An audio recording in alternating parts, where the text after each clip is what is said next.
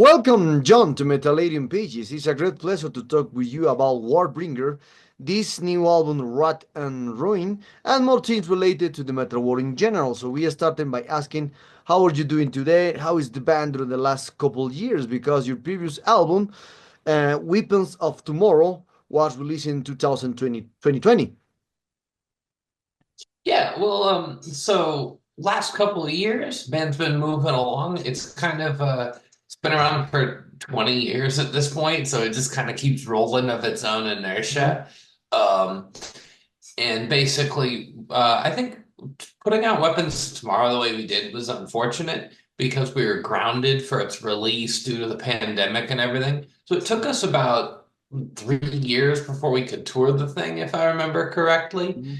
And that really just put a stall on starting this next one because we didn't have Weapons out of Tomorrow out of our system till about 2023, I would say. Mhm. So we started writing this one late that year, early 2024, something like that.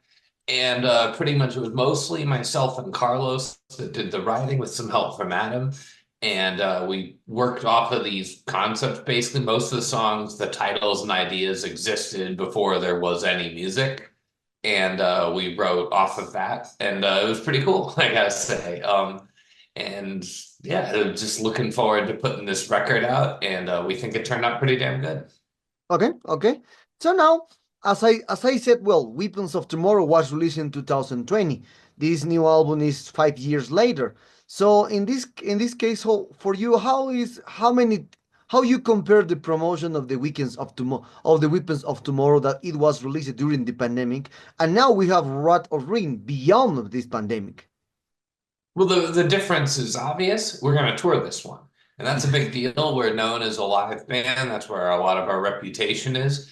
And it really hurt to not be able to do that for the last one, which really sucked because we kind of rebuilt the band after the fourth record. The band fell apart in 2014. By 2017, we had rebuilt it for World of the Vanquished, and we had to rebuild a lot of things commercially, I guess, after that. And then Weapons of Tomorrow were kind of it got high acclaim, got very good reviews, and we couldn't follow our own momentum. So that really sucked.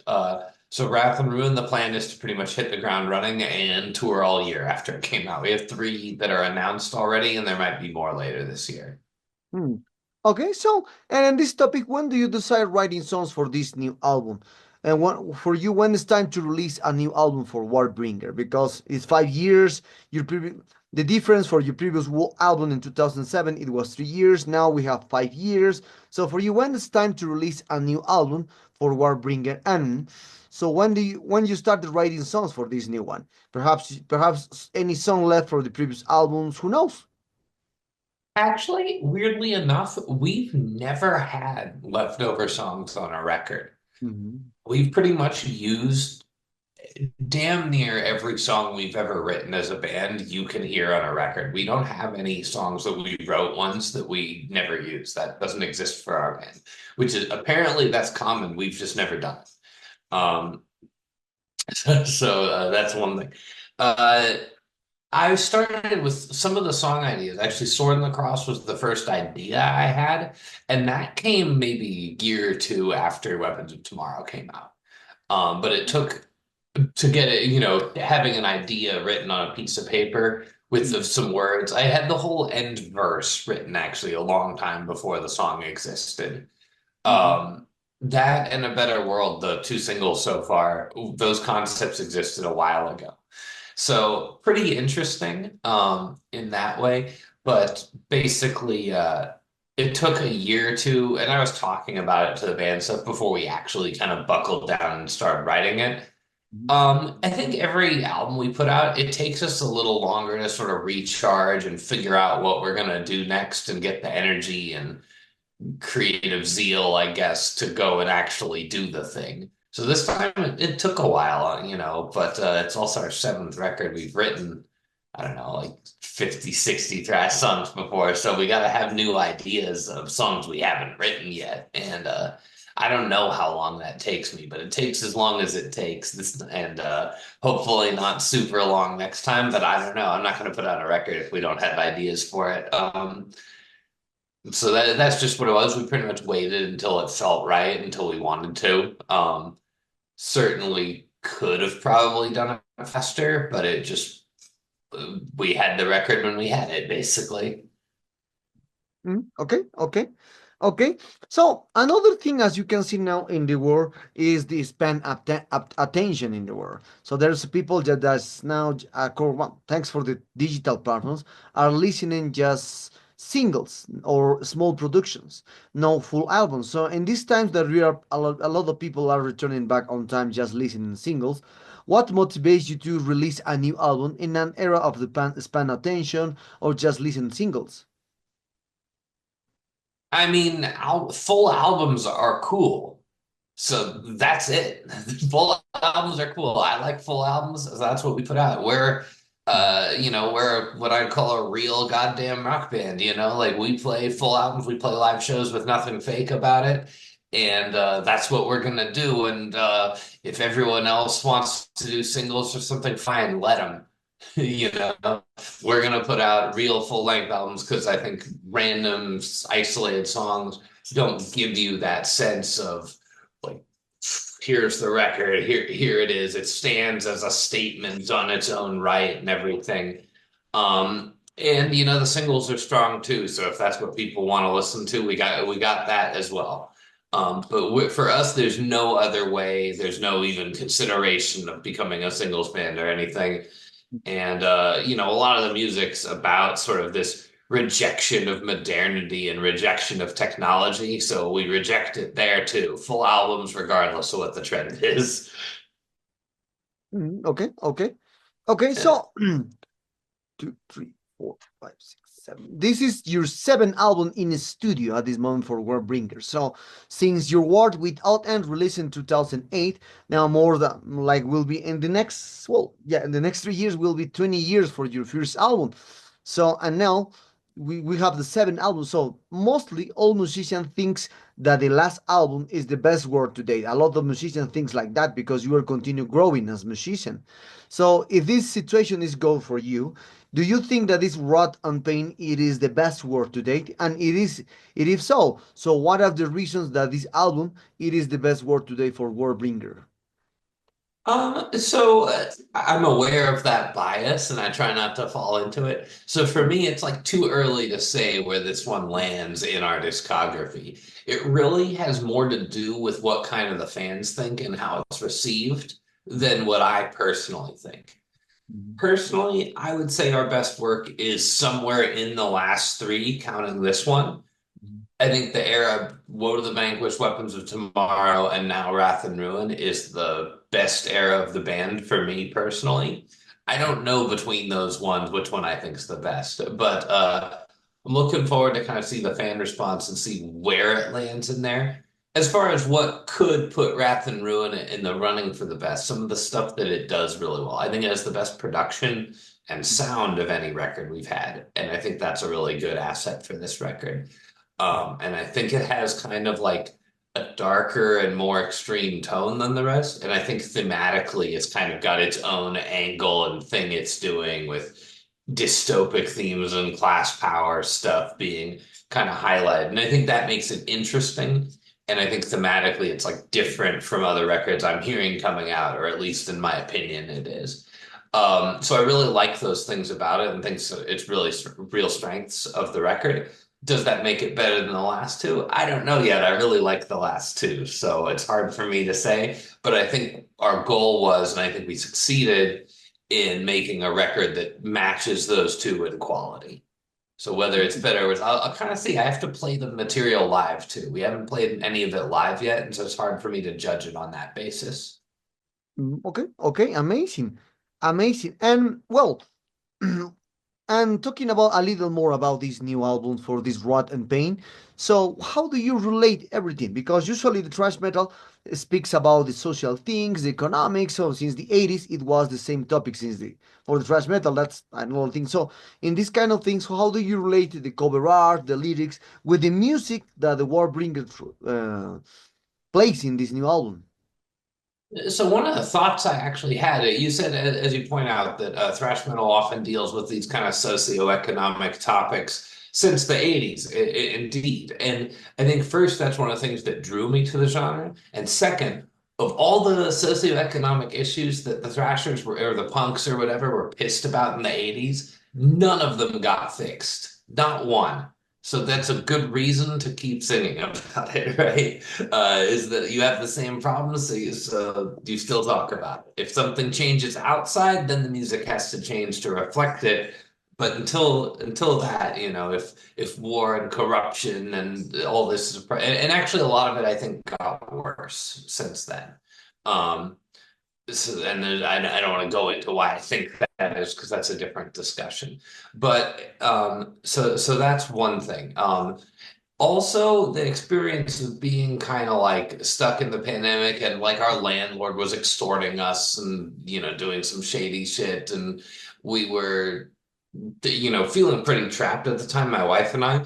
And so the personal experience of feeling like there's no security or economic future to my wife and I, we were like working all the time and we barely, just handing it over to other people, basically, to the bill collectors all for years. And that really hurt. And that kind of made me pissed off in a way that made me want to write these songs on this record. So some of it's the genre and the themes that fit with the genre and stuff, and others were my own lived experience. And I think the types of issues and themes on this record are for these times, not the 80s. I think there's similar problems, but they've taken these different mutations in our time, you might say, with the advent of technology and the way the Western world has become really oligarchic. And, if you still believe we're a democracy, you're just not paying attention at this point.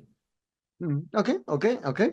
So, talking about now the promotion of this new album. So, what kind of plans do you have for this album? So, what kind of tours? I saw that you will embark in some tours, some gigs there. So, perhaps you will return to Latin America to a full tour. Who knows? What kind of plans do you have for this Rat and Pain or and Warbringer? And perhaps you already work in a new album. Who knows? Well, we're not working on a new record, I'll tell you.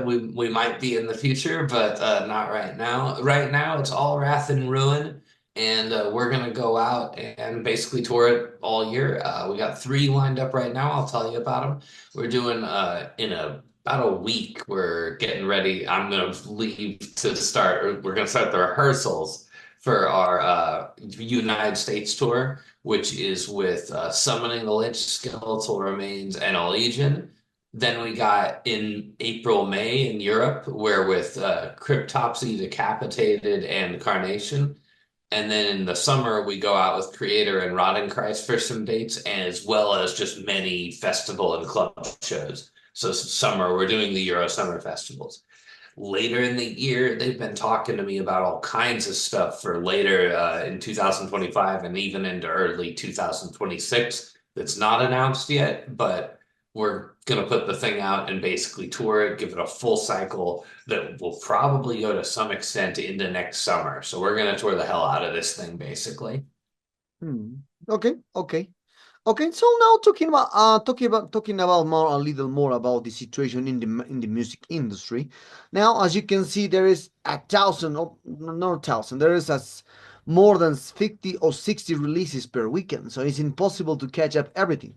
That's impossible because now you have more labels, you have more bands, you have more musicians. But with these releases, you have there is and in these releases 50 or 60 per weekend, you can see there is a lot of standardization of the sound in the music, especially in the extreme music, because you can see that a lot of bands plays well, the sounds in the studio sounds well. It's not like the 80s when you find 10 albums from thrash metal and just six sounds amazing and four sound like a crap. That's completely normal because that is the world. But now they're all a band sounds perfect, all band sounds amazing. So what's your point of view about this standardization of the sound now into the metal music in general? It's a so the standardization of sound is a tough one, because when you're talking about those 80s releases too, sometimes the ones that sound, like crap, as you said, at least you can tell what they are and they sound different. And I find that one of the things too is the vocal styles were less standard as well. So it's not only the production, but I think in 80s bands you have all these real like oddball vocal characters, certainly in thrash metal. And today, and when we started this band, I really felt this way. I think it's a little better now. When we started, I felt like you had the same growling guy in every band. Like you could have the same vocalist singing for like 500 bands and you wouldn't be able to tell the difference. So that's part of what gravitated us towards this more old school sound is we felt that there was a kind of, I don't know, more unique identity in there. And I think I've developed my own vocal character that's a little outlandish sometimes and is easy to pick out from other vocalists. So we try to stand apart from that. At the same time, as we make more records and become more professional and better as musicians, you're right. Like, yeah, we're gonna have a well-produced record and the playing's gonna be really tight and clean. And I think another thing too is the standard of playing is way higher. So it's not just the production, it's the fact that everyone shreds. Everyone's really good on their instrument. It's not a rare, it's not as rare or whatever anymore. And I think that all these factors make it really, really tough for bands. The bar is higher for a lot of professional metrics, and you stand out less for clearing it. So I don't know what the answer to that is. But as a band, the fact that the sheer quantity makes it really difficult. And sometimes I remember for the last record cycle, I looked on Metal Archives for new releases, and our record was coming out like the following week. And in the first page, it wasn't even on the first page of new releases. And I'm like, this thing's coming out in like 6 days. And there's a whole page of bands putting out albums before then in metal. I'm like, and metal is not even that big of a market, you know? So that's very disheartening as a musician because you're like, how am I ever gonna make this work in the face of all that? Um, but hell, there's a lot of people in the world and that buy a lot of records, listen to a lot of music. So we, in the face of all that, still manage to have a good audience and play great shows and people care about our music that we put out. So that keeps us going, certainly, is the fact that in the face of all that, people find something that they do like in our band as opposed to the 9 million other bands they might listen to. And that means something to me. So I find a lot of, I guess, hope and reassurance in that because when I look at the sheer volume of music coming out as a musician, I'm going like, what am I doing in this business? You know? Oh, yeah, yeah. Well, yeah. Another thing, another thing that you said now is well, like the technology is different from the 80s or the 90s. Now we have also the artificial intelligence in this world. Now a lot of mostly the fans are pissed off with the situation of the artificial intelligence because the musician is some musicians are using, other musicians not using. Depends of the musician or the taste of the musician. If you like to use it, you can use it. If not, the bad. But the fans are continue get angry about this situation. And we don't know why, because the fans just hear the music and see the cover arts, nothing else, and just purchase these records, but they not create the music. And also, as you can see, related with this, the artificial intelligence in the cover art and in the music now, as you can see now, the artificial intelligence is now entering to the recording process because now most of the bands don't record with amps, don't record with FX, just record with plugins in the studio and directly to the PC and more things related with this. So now, and also this new band, mostly all producers now live just played with our amps, just direct to the console, not FX, just with laptops or some USBs uh, configuration for their sound, etc., etc. So now, what's your opinion about this old technology? Well, for me, it's bad called artificial intelligence because it's just a new software. So, how is your opinion about now artificial intelligence is involved in all process into the music industry? Play live shows during the recording process or during the creating a cover art. Um, I think that generally, so it certainly has uses. It's not being used because it's not useful. Mhm. But I'll tell you, this record, we used amps, and it took 2 days of recording time just fucking with guitar amps and not even recording anything, just getting sounds. So, given what a studio costs, you can see right there why people don't want to do that. It makes, and you have to actually have the amps, right? And those cost money too. Um, but we use amps. We insist on doing it kind of the old way, I guess. We had a painting for our cover art. Um, so one of the things that's on this record is actually a sort of fear of that technological future, because I think it's not that technology itself is bad or a problem, but I think it's the way it's used in the power structure of society. Basically, everything's done to extract profit and put it upwards in society, to the higher classes, generally speaking. Um, and the use we're not using AI in order to free people from doing menial labor or whatever. We're using it to free them from creative labor, which is the labor they actually want to do. And there's something really backwards about that, I think. Um, we're automating not the dishwashers and the store clerks, we're automating the artists and the musicians. And the thing is, I think that it will eventually it'll basically replace the room for human musicians, and you're gonna have like hologram pop stars and shit that sometime in my lifetime, I think I'll probably see that kind of stuff. Which is pressing. But if there's an old story, there's an old American tale of John Henry and the steam shovel. It's kind of a folk tale of the best steel driver fights the steam shovel in a contest.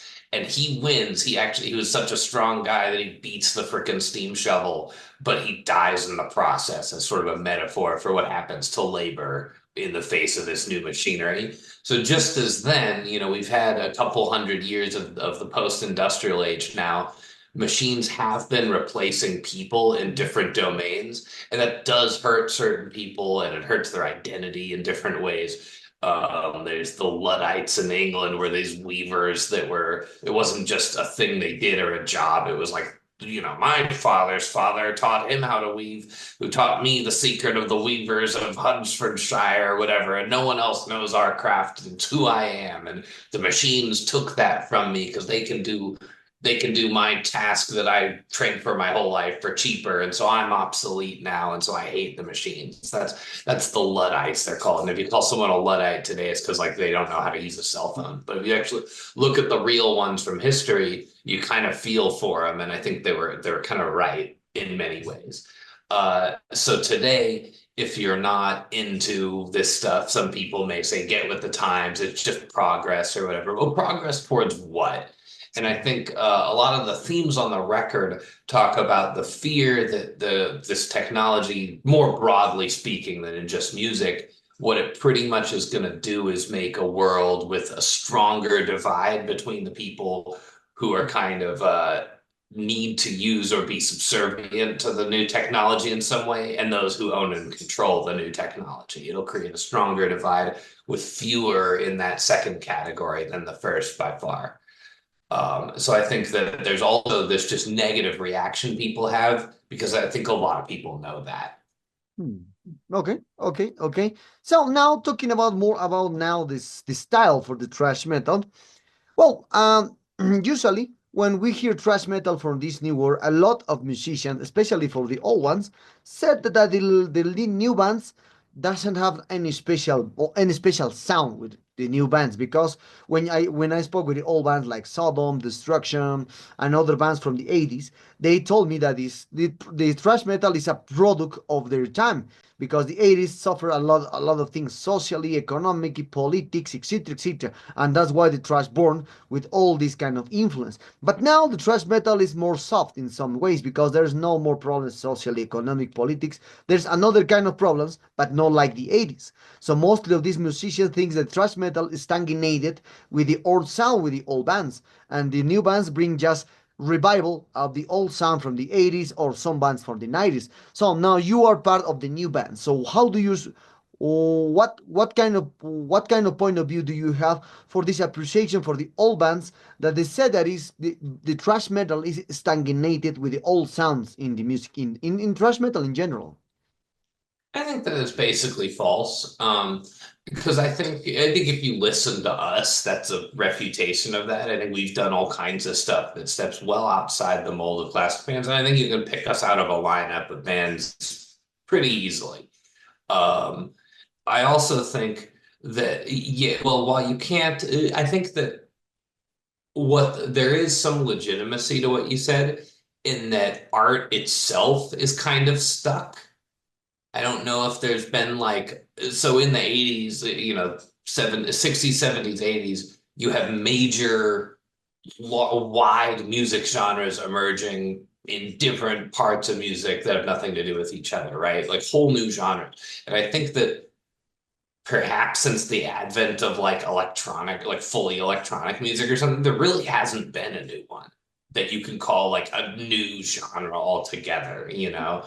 It's all permutations within existing genres. You could get fancy and start talking about postmodernism in art or something. But I think that society is stuck and that to a large extent, what everyone's doing for culture and art is reimagining the past in different ways, and that goes with movies and television as well as music, I think. So I think to some extent, yes, we're our whole genre that we're playing is sort of part of that thing, and we're not immune to it. Whatever causes that, I'm not sure, but it seems to be a thing as far as I can tell. As far as the idea that there's not political, social, and economic problems today like there was in the 80s, I would disagree strongly with that. I'd actually say that the very same problems that they're often talking, so basically in the 80s, at least in America and Britain, and I think the rest of the world kind of followed, um, they pretty much sold the countries to corporations. And now that cycle is complete, right? Mhm. Now that's just who owns the world, period. Like it's a fucking cyberpunk novel.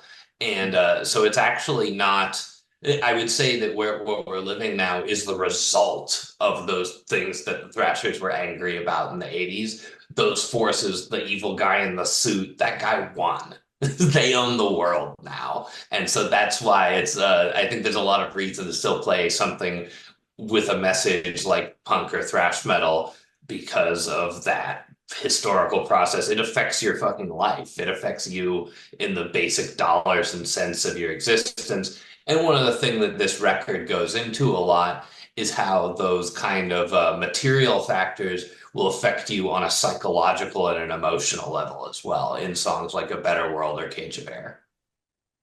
Okay, okay. So, and with this topic for you, well, now we are living in a world with a lot of releases. As I said in the previous questions, there is 1,000 of releases per weekend. So we have, as I said, also in the 80s we have 20 bands from thrash metal. These 20 bands sound different. Either way, some of these records not sounds great or sounds like a crap, etc. But these bands are different. In that moment, sounds different because the 20 bands sounds different in the thrash metal on that and in the 80s. But now we have thousands of bands of thrash metal, and these thousand, just a few of them play different or has a special sound into this one. So now we mostly all band thrash metal band songs identically. I try to find more options, just you, Municipal Waste, Evile, and a few bands like the 4000. Just 10 bands plays different, and the other bands plays like the other ones.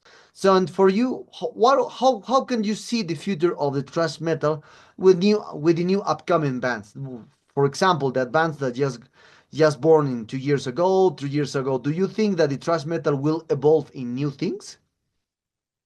I think that there's been some bands that have pushed it in a few different directions. I think we have something to do about that. I think you could point to like Municipal Waste has their own stamp. I think there's like 10 bands that want to sound like Power Trip, at least that I'm aware of, which tells you they had a sound in order to have copycat bands, you had to have an original sound, right? Mhm. So I think that says it there. And then I think also that the band Vector and their three releases were something really weird and different that you can't find anywhere in 80s thrash as well. So I don't know what the future of the thrash metal genre is because all I control is the songs and records we write. And so I can't tell you that, but is there an artistic way forward for this genre?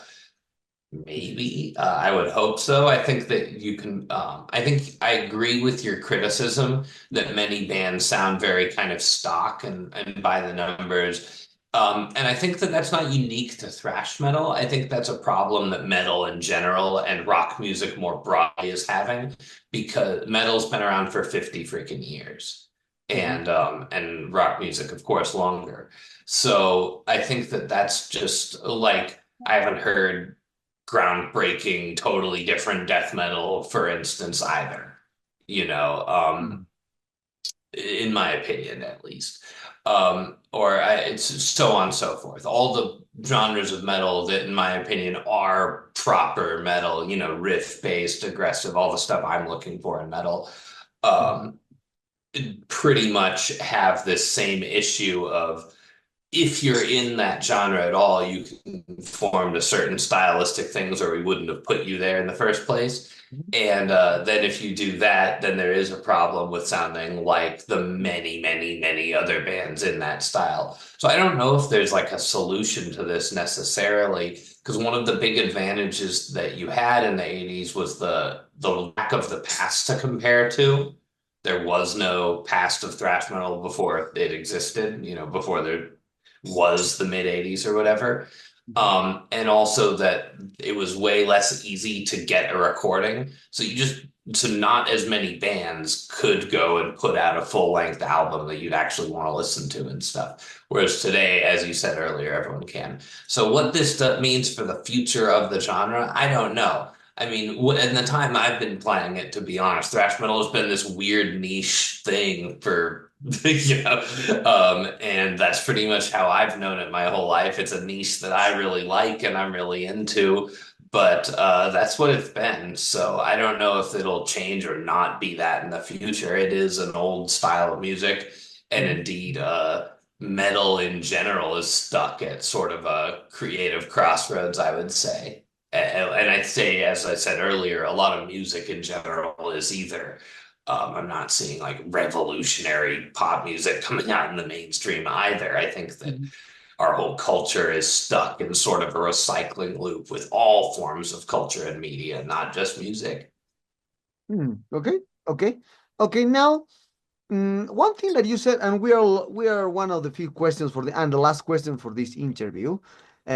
John, you speak about one thing. Now, a lot of people thinks that the now metal is more mainstream than the 80s or 90s. And for me, it's different because when I was in the 80s or I was in the 90s, I remember the commercial with some great bands, with some great musicians at the moment. And now we just have YouTube channels that promoted all bands. But no in the mainstream level. So I mean, so no Metallica promotion some things, Iron Maiden. In the 80s or the 90s, it was like that. But since 2000, the metal's like the more underground in some ways because just is a niche. They have a niche for everything. So what's your opinion about now? Do you think the metal is now more mainstream than the 80s or 90s?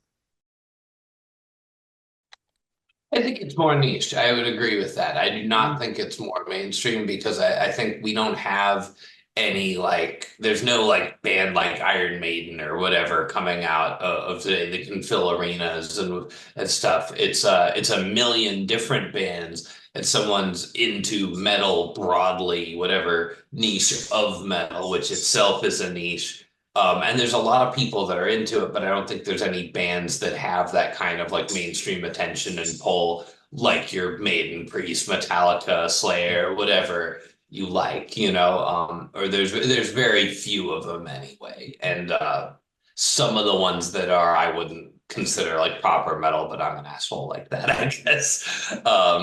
So yeah, I would say there's probably at least as many people that listen to it. I think it's not unpopular, but I don't think commercially that it's mainstream at all, really. It's kind of its own niche world within music, I would say.